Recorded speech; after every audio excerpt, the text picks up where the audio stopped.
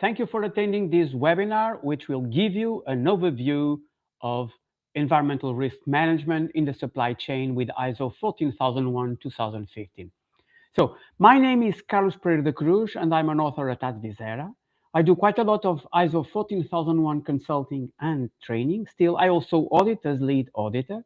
So today I will share my thoughts about risk management in the supply chain under ISO 14001. So my presentation will last about 40 minutes, followed by a 20-minute Q&A session. So if you have a question, you don't have to wait for the Q&A session. So feel free to ask it during my presentation for asking for any questions by clicking the Q&A icon and submitting your question, okay? Or making comments if you are watching through LinkedIn or YouTube.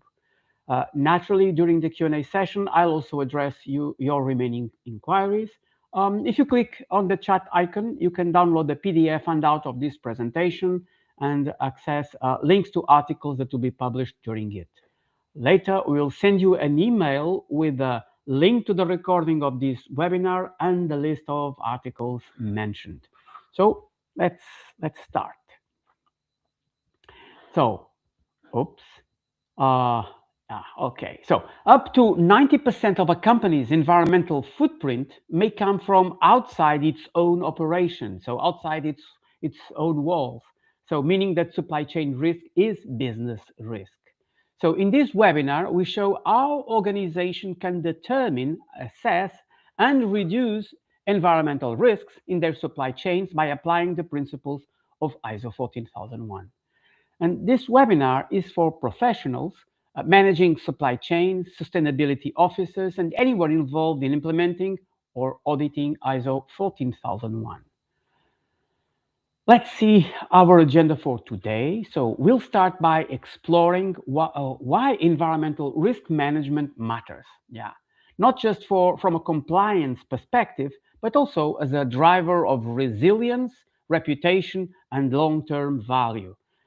Next, we'll look at ISO 14001 as a practical and internationally recognized framework for managing environmental risks. So it helps us move from just isolated actions to a structured system. Then we'll dive into the supply chain, so where many of the most critical risks and opportunities reside. So we'll discuss how to assess environmental risks in supplier relationships and how to translate those assessments into action. That leads us to setting expectations. So we'll talk about how to set and verify environmental requirements for suppliers and what good monitoring and verification practices look like. We'll then explore the evolution from control to collaboration. So how leading organizations are shifting from top-down compliance approaches to building partnerships for continual improvement. And finally, we'll wrap up by looking at the main challenges companies face or implementers face in managing environmental risks across complex supply chains, according to the emails that I received from you before this webinar. So let's begin. Okay, so now, when we adopt a life cycle perspective, we unlock new opportunities at every stage. So in design, for example, choosing materials with lower impact, reducing complexity, and extending product life. In procurement, so selecting suppliers with cleaner processes or better environmental certifications. In operations, so both internal or external. In distribution, so for example, when we optimize packaging and transport routes. In customer use, making products more energy or water efficient. And in disposal, promoting take-back schemes or designing for recyclability. This is how ISO 14001 helps us go from environmental compliance to environmental performance. And it's how we turn environmental risk into a driver of innovation and value.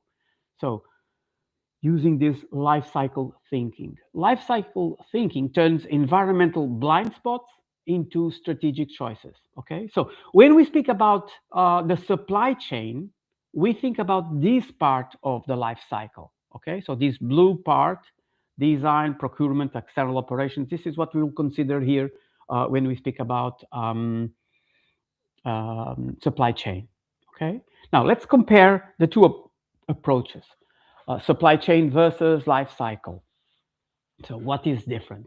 Well, supply chain focuses mainly on upstream impacts, while life cycle covers cradle to grave, so from raw material to disposal. Supply chain addresses supplier environmental performance, while life cycle considers all stages: design, production, use, and end of life. And supply chain is often linked to procurement and sourcing policies, while life cycle is often linked to product, service, design, and innovation. And supply chain may involve audits, codes of conduct, or screening, while life cycle may involve design changes, material substitution, packaging innovation. And at the end, supply chain puts the emphasis on external influence and collaboration, while life cycle puts the emphasis on internal responsibility over product service footprint. I start listing here links for articles that you can check later that may be relevant for this kind of topic. So first article is Driving Your Supply Chain to ISO 14001 Compliance. And the second one is 4 steps in identification and evaluation of environmental aspects. Okay. Right. So let's begin by taking a step back and looking at the bigger picture. Okay. So why is environmental risk management in the supply chain such a critical issue today? So we are facing growing global pressures on multiple fronts. So, and the supply chain sits right in the middle of them. So we have environmental pressures. So governments, investors, customers, and even insurers are demanding accountability for environmental impacts, not just within our own operations, but across the entire value chain. So we think about carbon emissions, resource depletion, water use, biodiversity loss. So these are no longer nice to manage if we can. So they are core business issues. We have legal and regulatory pressures. So environmental regulations are expanding in scope and reach. So we now see laws that explicitly hold companies responsible for what their suppliers and even their suppliers are doing. So take, for instance, the European Union's Corporate Sustainability Due Diligence Directive or mandatory ESG disclosures. So the message, we can see the message is clear. So if a supplier creates environmental damage, your company could be held accountable legally, financially, and reputationally. And that's the third one. So reputational pressures. So let's not forget the power of public perception. A single negative story can go viral overnight. And there's a Portuguese saying, something like this: if it seems, it is, okay? If it seems, it is. So if it seems that it's your company's responsibility, in the minds of the consumers, it's your company's responsibility. And there is also a fourth pressure: supply availability. So increasingly critical, it's increasingly more important. This supply availability. Many companies have grown larger, leaner, and more global, relying on a small number of key suppliers, many times just one, operating long supply chains with minimal buffers. Okay, and then in this context, extreme weather events such as hurricanes, floods, or prolonged droughts can abruptly halt production at a single site and ripple across the entire chain.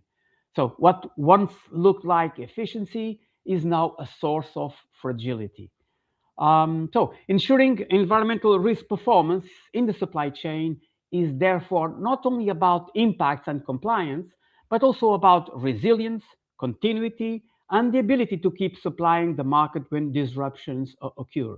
Now, let me give you some real examples. So in the fashion industry, Major brands have come under fire after it was revealed that their suppliers were polluting rivers with untreated dye waste.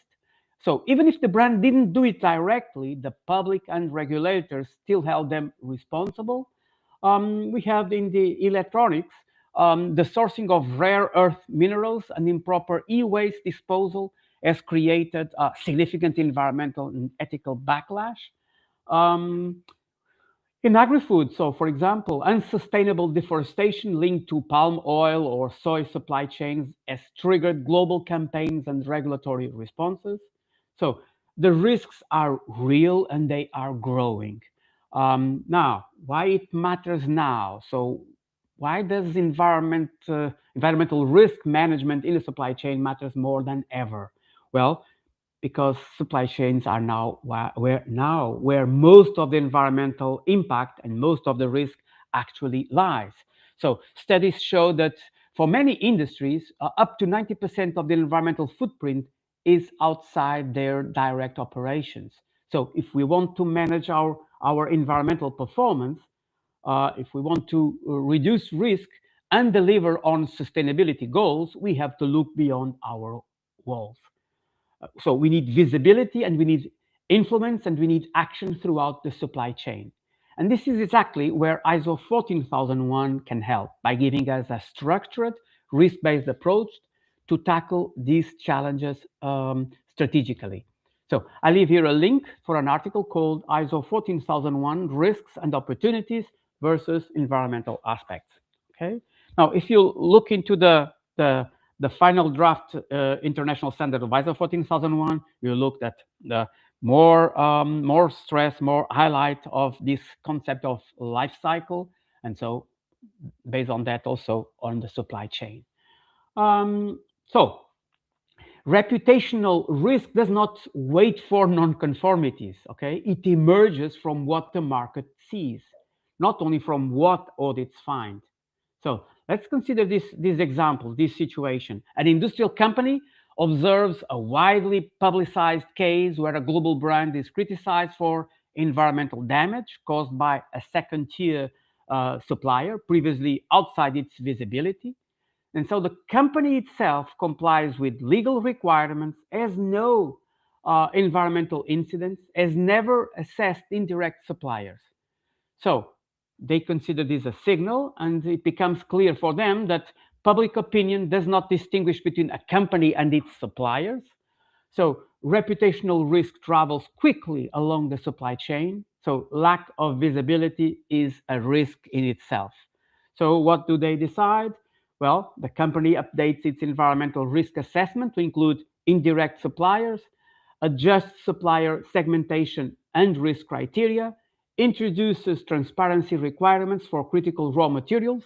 Okay, so this situation, signal, and decision. So you don't manage what you can't see, and supply chains hide most impacts. So ISO 14001 moves organizations from reactive compliance to proactive leadership. So let's see how they can do it.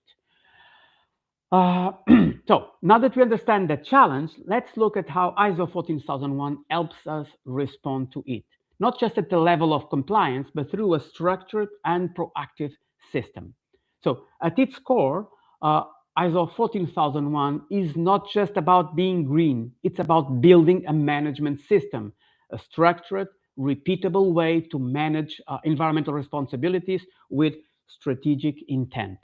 So it's based on the PDCA cycle, the Plan, Do, Check, Act, and integrates environmental thinking into the heart of the organization's decision-making processes.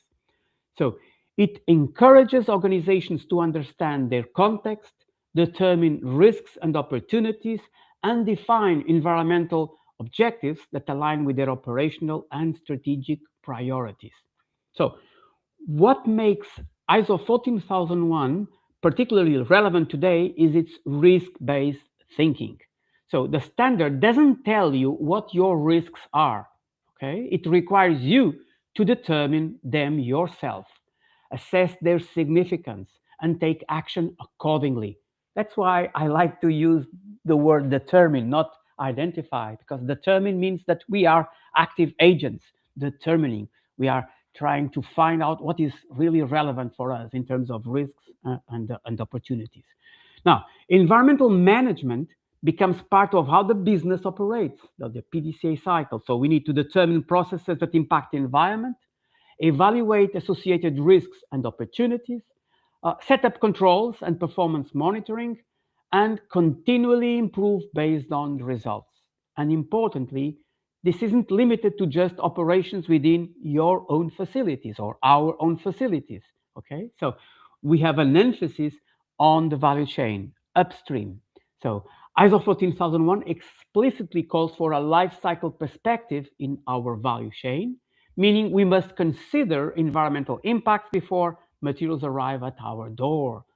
So we're encouraged to engage with suppliers and partners, not just to comply with legal requirements, but to influence and improve environmental performance across the value chain. So ISO 14001 is not just an internal checklist, it's a framework for environmental governance, risk management, and value chain collaboration.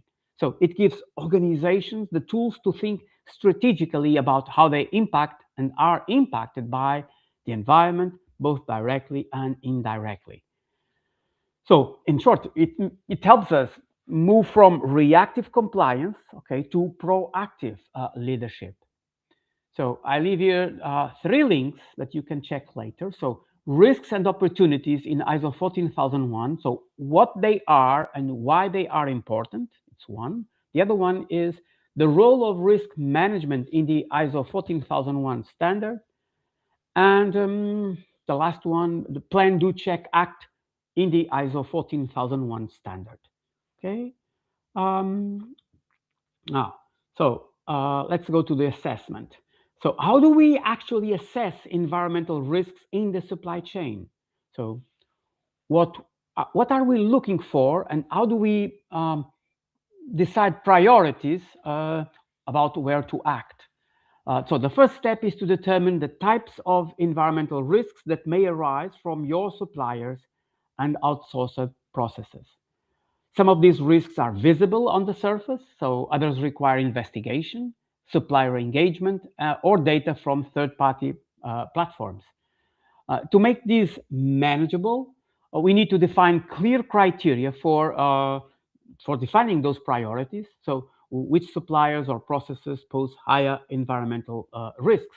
Some useful criteria include the location, the type of raw materials, production processes, environmental history, maturity of environmental management. So to structure the assessment, organizations often use a few simple but effective tools. So risk matrices.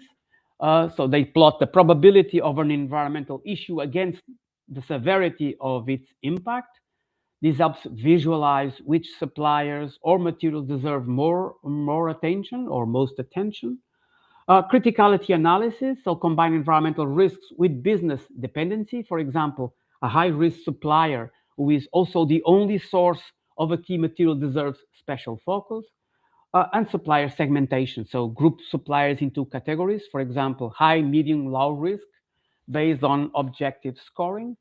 This makes it easier to apply different levels of control, monitoring, or support. So you can find all the documents that can help you with that in our ISO 14001 Premium Toolkit. So let me show you how it looks like. So I will show you first this. This is the list of all the documents that are part of the toolkit, the ISO 14001 documentation toolkit. So we have here procedures, we have guidelines, we have forms, we have appendixes. So yeah, I will concentrate my attention here in this procedure for operational control of significant environmental aspects. Okay, so it's this one here.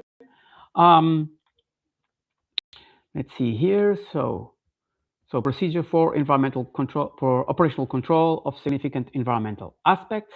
So what you're seeing now is part of the toolkit. So I've opened this procedure, so ISO 14001 asks a simple but dangerous question. So something like, how do we make sure significant environmental aspects are actually controlled in operations? So most organizations answer that with a generic paragraph. So something like, this procedure doesn't, or okay, but this procedure, what we do is, let's see here. So we link operational controls to different processes of the organization, okay? Design, purchasing, production, warehousing. So yeah. We include here, for example, the hierarchy for controlling the risks. So risk elimination, substitution, technical, administrative controls. And then this is detailed here. And let's see at the end, just show you, you have here, so in information, some notes that can help you. And at the end, we have, so you see here, we don't just have a generic guideline for waste management. No, we have here for different kinds of wastes, like oil waste management, electronic waste management, pharmaceutical waste management. So yeah, this is complete. Okay, so I leave here the link. Okay, so I leave here the link for where you can see the details of this toolkit. So that's the link now, and let's now continue. Okay, so let me give you a quick example.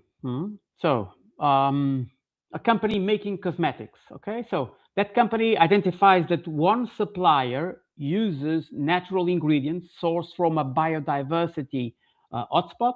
Okay. Now we think, okay, what are the contextual factors influencing risk? Okay, so the supplier is in a politically unstable region, has no environmental certification, and provides 40% of a key ingredient. So we can think of risks like availability, reputation, and environmental. So this is flagged as high risk and high criticality. So the company decides to engage directly with supplier, request improved environmental controls, and begin developing a secondary source to reduce dependency. So you see here, that structured approach. Determining the context, determining risks, then evaluating those risks or opportunities, and then action. Now, we have a question here, a question from Armendaris. Armendaris asked, I just wonder which types of controls exist for suppliers regarding EMS. So, under ISO 14001, supplier controls are risk-based. So, and applied only where the organization can influence environmental impacts. Typically, this means defining environmental requirements in purchasing or contracts, communicating EMS expectations to suppliers, evaluating and monitoring supplier performance, and taking action when incidents or non-conformities occur. So, ISO 14001 does not require supplier certification, only appropriate justified controls aligned with environmental risk. When I was preparing this workshop, I was reading this and I was remembering going back to, I don't know, perhaps 1998, okay? I was a document prepared by ISO for small, medium enterprises about ISO 9001, because about purchasing, I remember reading there very clearly and very wisely something saying like, different companies have different ability of power or influence over suppliers. So if you are a big company, a multinational company, so you have high power. But if you are a small, medium enterprise, so your power is not so big. So we need to be to calibrate, what the kind of actions that we can do. So let's see. Related with these actions taken, we can think about setting environmental requirements for suppliers. So the first question is, what do we expect from our suppliers in environmental terms? So this will depend on your industry, risk profile, and sustainability goals. But common expectations include, so compliance with environmental legislation in their own country, okay? Safe handling and disposal of waste, of course, reduction of emissions, energy use or water consumption, use of certified raw materials like EFC, RSPO, or organic, okay? Adoption of an environmental management system like, for example, 14001. So when suppliers are exposed to climate-related risks, expectations should go beyond compliance and performance and include resilience. So this may mean requiring key suppliers to identify climate risk to their operation, have business continuity or emergency plans. So these expectations should be proportionate to the supplier's risk level and influence, and ideally aligned with your internal environmental goals. Now, once defined, these expectations need to be formalized. And there are several tools you can use, supplier codes of conduct, so a standalone document outlining your values and expectations. So these often include environmental, social, and ethical clauses, contractual clauses, so embed specific environmental obligations directly into contracts. So, for example, suppliers shall not source from protected areas, and ESG screenings in tenders, so like require environmental disclosures or third-party certification as part of the selection process. So these tools don't guarantee performance, but they create a clear baseline, provide legal leverage, and help set the tone for collaboration. So I leave here a link for an article called Understanding Relationship Between Environmental Aspects and Operational Procedures. Okay, so we have here a question from Korea. Korea asked, how should I include my suppliers in my life cycle analysis? And how should it differ from my environmental aspects assessment? Well, under ISO 14001, suppliers are considered differently in life cycle thinking and in environmental aspects assessment. So when we think about life cycle analysis or life cycle perspective, suppliers are included at a high level to understand upstream impacts like raw materials, transport, energy, packaging. The goal is informed decision-making, not detailed quantification. With environmental aspects assessment, suppliers are included only where we can control or influence impacts. So the focus is on significant aspects that require operational controls. Now, so life cycle thinking is broad and strategic. The aspects assessment is much more focused and operational. I hope I could help you with the answer. Now, how to audit or verify performance? So we set expectations. Now we want to check, we want to get to see how things are going. So setting requirements is only the first step. We also need to verify whether suppliers are actually meeting them. And options include self-assessment questionnaires. So this is very efficient for low-risk suppliers, but limited in reliability. A supplier can put anything there. Desk reviews, so analyzing permits, certificates, and emission data.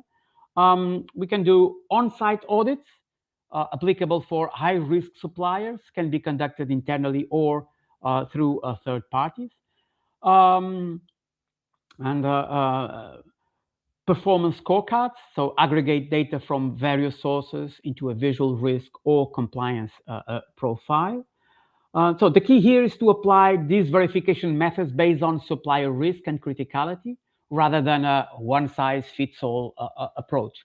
So let's look at a few examples of indicators you might require or monitor. So something like ISO 14001 certification. So you can say that it's mandatory for top tier suppliers by 2026. Waste recycling rate, so a minimum of 70% recycling of non-hazardous waste. Greenhouse gas emissions disclosure, scope 1 and 2, so annual reporting required from 2025.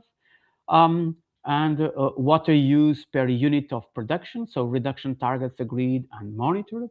So very specific ways of monitoring performance. So these indicators not only drive improvement, but also help standardize expectations across suppliers, making management more transparent and aligned with your own sustainability commitments. So in summary, we can say that setting and verifying environmental requirements is about clarity, yeah, something like making expectations specific and measurable, consistency, so apply them fairly and proportionate, and collaboration, support suppliers in meeting their needs, especially when there are capability gaps. So this approach makes the supply chain better, so strengthens your supply chain, reduces your environmental risks, and builds a foundation for shared sustainability progress. Now, I leave here two more links. One is to an article called How to Define EMS Key Performance Indicators, KPIs, according to ISO 14001. And the other one is Risk-Based Auditing, a smarter way to ensure management system effectiveness. Okay, so far, okay, we focus on determining risks and setting requirements. But managing environmental issues in the supply chain isn't just about avoiding problems. It's also about unlocking new opportunities. So this brings us to a more proactive and forward-looking topic. So sustainable innovation with suppliers. So that's why we have there the from control to collaboration.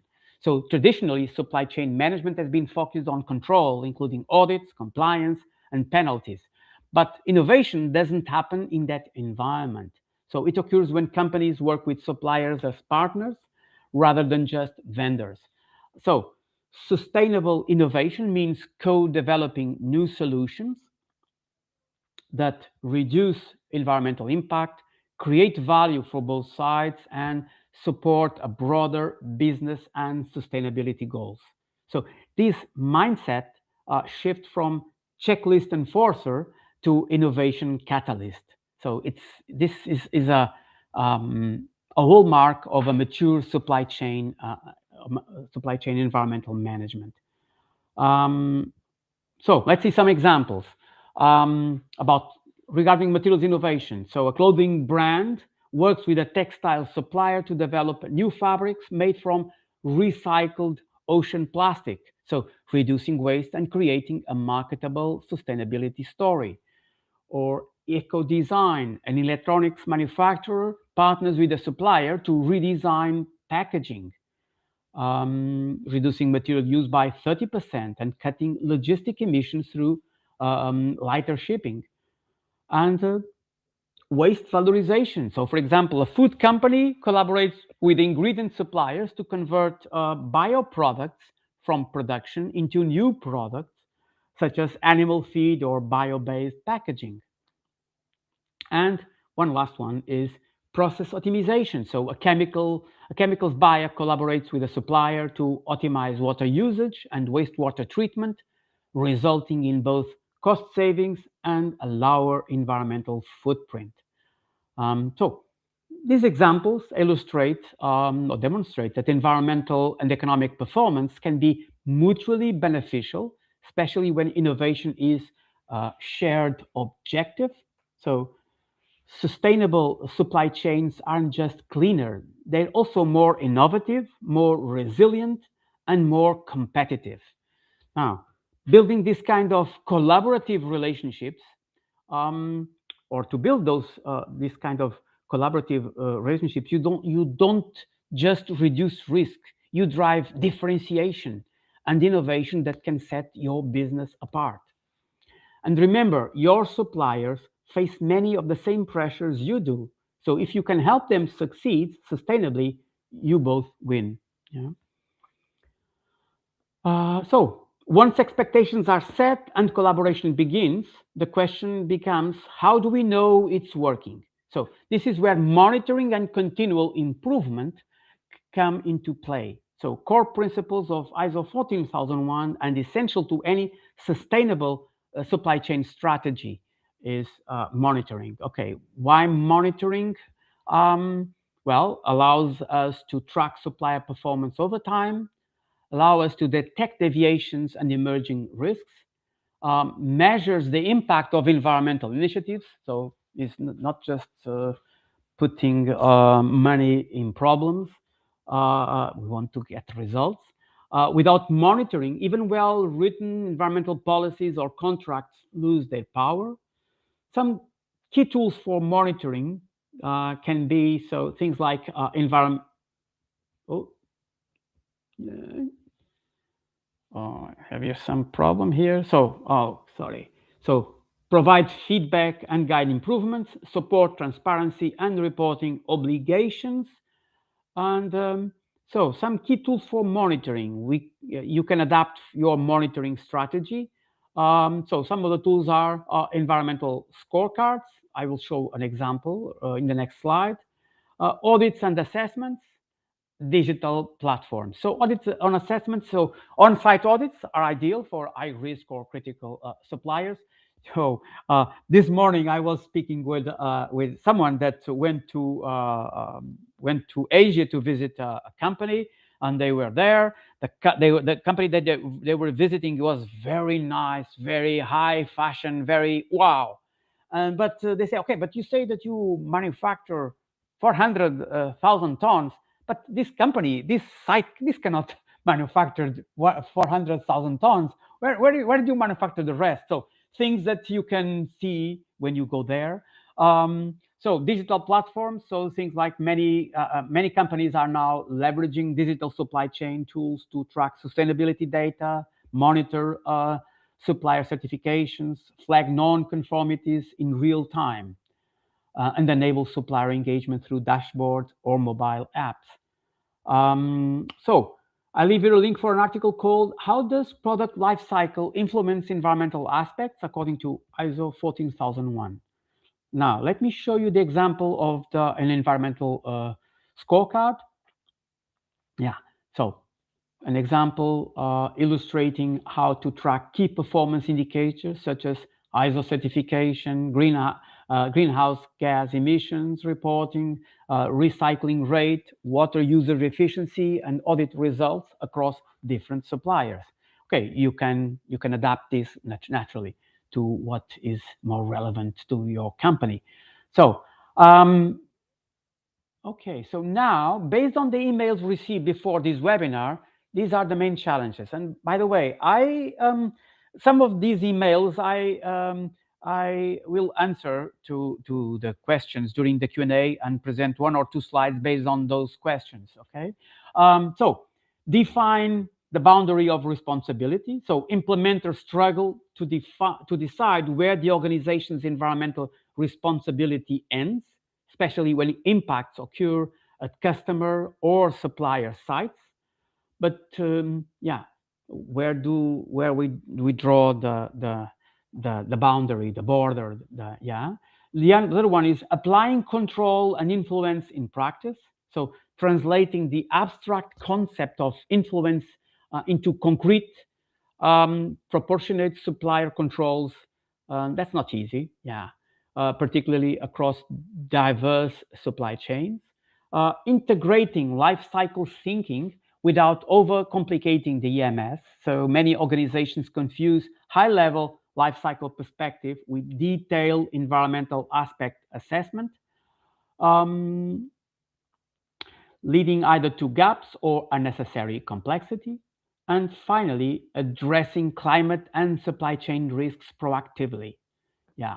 Implementers find it challenging to systematically identify or determine and manage climate-related supply disruptions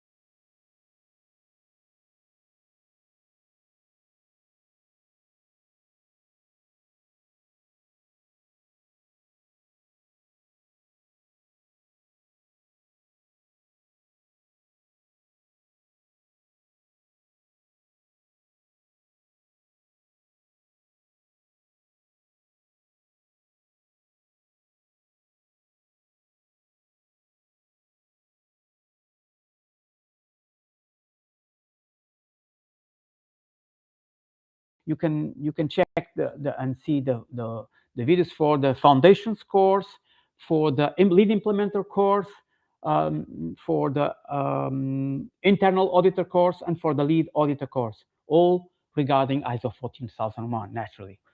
Okay, so let me see here.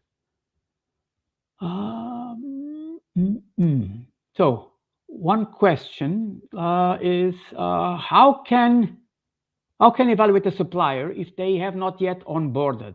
What do you base the scoring on? Okay, so we have some kind of specification, so of what we expect in terms of environmental terms from a supplier. So we can ask them, as I said, if it is a lower risk supplier, we can send them a survey asking some information regarding what we consider relevant regarding their environmental impacts. Things like, so do they have, do if they comply with legislation, if they have any initiatives in place for becoming much more energy or water efficient, if they are certified, or if they have some kind of third party doing audits, like those platforms. So things like that. It's the point is look for what. So if you look into their operations, okay, you can think about what are their relevant environmental aspects and impacts, and then think how you can know about that. Yeah. Okay. Okay, let me see here. No, we have a question from 𝗏𝗏𝗏𝗏. 𝗏𝗏𝗏𝗏𝗏 asks, when would you undertake an audit of a third-party supplier? So at what point would you stop purchasing from a third-party supplier? So, you know, under ISO 14001, you would audit a supplier when it presents a significant environmental risk you can influence, okay?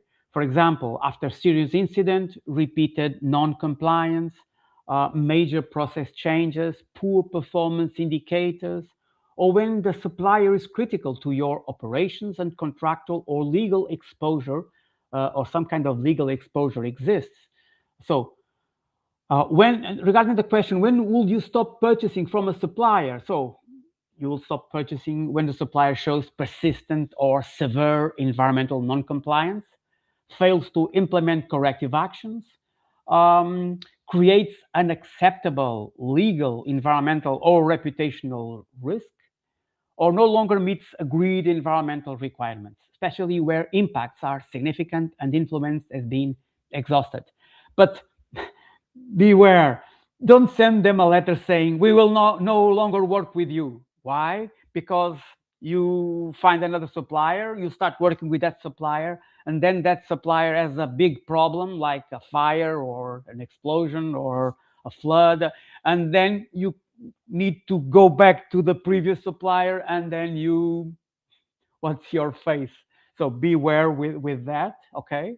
So if you need to communicate that you will no longer work with them, do that in a way that you can come back later, okay?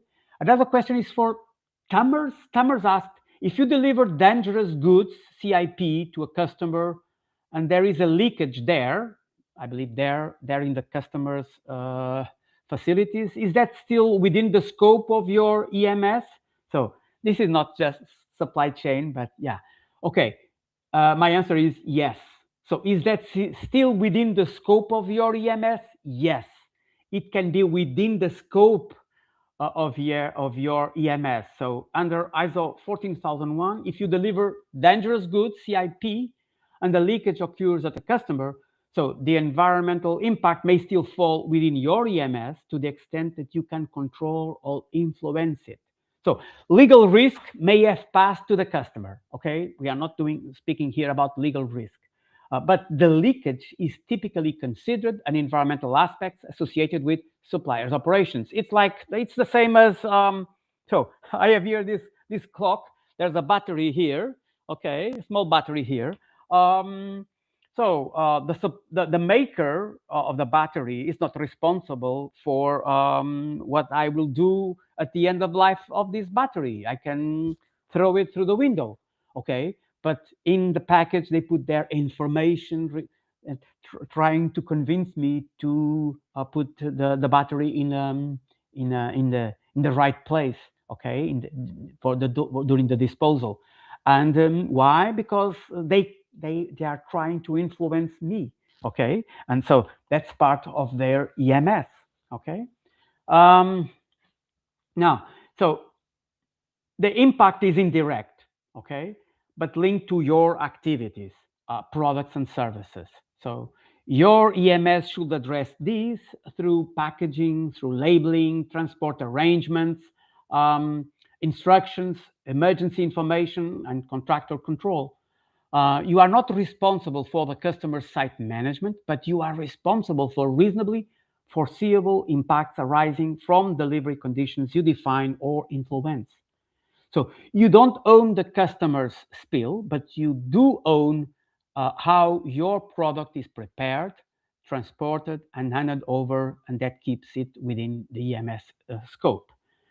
Now, another question.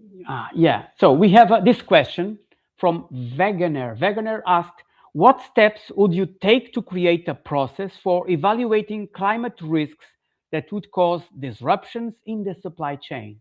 So under ISO 14001, a climate risk evaluation process for supply chain disruption should be simple, structured, and risk-based. So key steps could be something like this. Determine climate-related hazards, so affecting suppliers, like floods, heat waves, water scarcity. Link hazards to supply risks, so availability, quality, logistic delays. Assess significance based on likelihood and impact. And define actions, alternative suppliers, inventory buffers, contractual clauses, and monitor and review risks and effectiveness over time. Now, I give you two concrete examples, okay? One example is over a decade ago, a global footwear manufacturer, a big brand, concentrated all its production, worldwide production, in a single manufacturing site in Southeast Asia. A major flood later affected the region, okay, the capital of the country, forcing the plant to shut down for an extended period and severely disrupting global supply. Okay, following this event, the company re-established production in multiple countries to reduce exposure to location-specific climate risks, so effectively avoiding to putting all eggs in the same basket. Okay, another example is, well, recently, last week, okay, I live in Portugal, so a severe storm hit Portugal, causing major damage to a lot of companies in a particular region in the country. But I saw in the television, for example, a company that manufactures specialized components for a premium automotive brand. As a result, the supply of critical parts to the automaker may be disrupted, okay? So how the automaker can reduce future risk? Well, determining climate exposure suppliers and critical components in the supply chain, avoiding single source dependencies for high risk parts, geographically diversifying suppliers, including climate resilience expectations in supplier requirements, and establishing contingency plans for extreme weather events. Yeah. So this case for climate change, so extreme weather may occur outside the organization's control, but supplier concentration and resilience are strategic choices, okay, and should be treated as part of climate-related risk management under ISO 14001 life cycle thinking, or this case, supply chain. So, and by the way, this example, okay, this example regarding this situation in Portugal illustrates that risk review is not a calendar ritual, okay? It's driven by signals. So when a severe storm disrupts a critical supplier, even if it is not our supplier, it changes what we know about exposure and vulnerability. And so we don't update risks only because a date has arrived. Okay, we update them because the world has spoken, and through events we see, hear about, and learn from. And so learning from others incidents is part of managing risks, and not insight. So let's see. Let's focus on that message. Risk updates are driven by signals, not by the calendar. Okay, so a food company follows news about this situation. Significant fines imposed on competitors in other European Union countries due to weak environmental traceability or packaging suppliers. So the regulation is not yet applicable, okay, in its own country, and none of its direct suppliers has been sanctioned. Okay, but this is a signal. Okay, the company understands that environmental regulation is tightening across the European Union. So responsibility is increasingly extended along the value chain. The risk is no longer theoretical. It has already materialized elsewhere. So action. Without waiting for an audit or a legal obligation, the company reviews environmental risks linked to packaging suppliers, strengthens contractual environmental requirements, and requests evidence of compliance and certified materials. So, for example, some years ago I had an example working with a company when they acted proactively regarding those they call lifelong TAF, I think it's like that. So those chemicals that are considered that are eternal, no? So that, and they're very damaging to the environment. So yeah, they acted there. So okay, I think we don't have any more questions. So okay, let's wrap up the webinar. Okay, so just a few words before we finish. As I mentioned, this 1-hour webinar was intended to give you an overview of environmental risk in the supply chain, what it is, why it is important, and how to do it. So you can ask me anything about ISO 14001 directly by email. You can also download this presentation deck from our website or take a look at video tutorials and documentation templates. We'll send you the email with all the necessary links. And finally, right after this webinar, you'll see a short survey. So I would kindly ask you to spend a minute to fill it in. The recording of this presentation will be available in a few hours. You will receive a link to the recording. That will be all. Thank you for your participation, and I hope you enjoyed this webinar. Have a nice day.